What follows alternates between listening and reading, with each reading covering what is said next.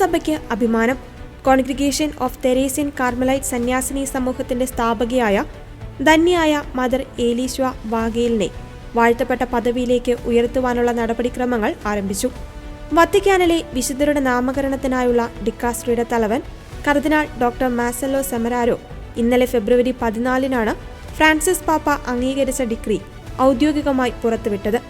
1831 October 15-ന് കേരളത്തിൽ Varapuzha വികാരിയേറ്റിലെ Ochanthuruth Kurisingal cruise മിലാഗ്രീസ് ഇടവകയിലെ സമ്പന്നമായ കപ്പിത്താൻ കുടുംബത്തിൽ തൊമ്മൻ താണ്ട ദമ്പതികളുടെ 8 മക്കളിൽ ആദ്യപുത്രിയായാണ് ഏലീശ്വയുടെ ജന്മം.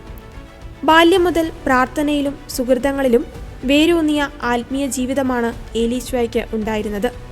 മാതാപിതാക്കളുടെ ആഗ്രഹപ്രകാരം 1847-ൽ വറീദ് എന്ന വ്യക്തിയെ വിവാഹം കഴിച്ചു.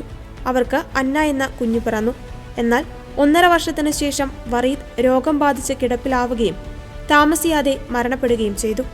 2ാം വിവാഹത്തിന് വിസമ്മതിച്ച ഏലീശ്വ ഏകാന്തതയിലും ദീർഘനേരത്തെ പ്രാർത്ഥനകളിലും വീടിനടുത്തുള്ള പാവങ്ങളെ സഹായിക്കുന്നതിലും ആശ്വാസം കണ്ടെത്തി. ദിവ്യകാരുണ്യനാഥനോടുള്ള ഭക്തി അവളെ ഈശോയിലേക്ക് കൂടുതൽ അടുപ്പിച്ചു. ഇറ്റാലിയൻ വൈദികനും കർമ്മലിത്ത മിഷണറിയുമായ ഫാദർ ലയോപോൾഡ് OCD ആയിരുന്നു അവളുടെ ആത്മീയ ഗുരു. അദ്ദേഹത്തിൽ നിന്ന് ലഭിച്ച ആത്മീയ പരിശീലനം ഏലീശ്വയിൽ സന്യാസ ജീവിതത്തിലേക്കുള്ള അതിതീവ്രമായ ആഗ്രഹത്തെ ജ്വലിപ്പിക്കുകയായിരുന്നു. 1866 ഫെബ്രുവരി 13-നാണ് കേരളത്തിലെ തദ്ദേശീയ പ്രഥമ സന്യാസിനി സമൂഹത്തിന് മദർ ഏലീശ്വ രൂപം നൽകിയത്. മദർ ഏലീശ്വയോടൊപ്പം സഹോദരി ത്രേസ്യയും മകൾ അന്നയും സമർപ്പിത വഴി സ്വീകരിച്ചു. തന്റെ ജീവിതത്തിൽ കടന്നു പോകേണ്ടി വന്ന കഠിന വഴികളെ പ്രാർത്ഥനയിലൂടെയും എളിമയിലൂടെയും മദർ ഏലീശ അതിജീവിച്ചു. സ്ത്രീകൾക്ക് വിദ്യാഭ്യാസം നൽകുകയും പെൺകുട്ടികൾക്ക് വേണ്ടി ബോർഡിംഗ് സ്കൂൾ ആരംഭിക്കുകയും ചെയ്തുകൊണ്ട് കേരളത്തിൽ സ്ത്രീ നവോത്ഥാനത്തിനായി മദർ ഏലീശ ശ്രദ്ധേയമായ ഇടപെടലുകൾ നടത്തിയിട്ടുണ്ട്. കേരളത്തിലെ ആദ്യത്തെ കോൺവെന്റ് സ്കൂളും ബോർഡിംഗ് ഹൗസും പെൺകുട്ടികൾക്കായി അനാഥാലയവും സ്ഥാപിച്ചത് മദർ ഏലീശയായിരുന്നു.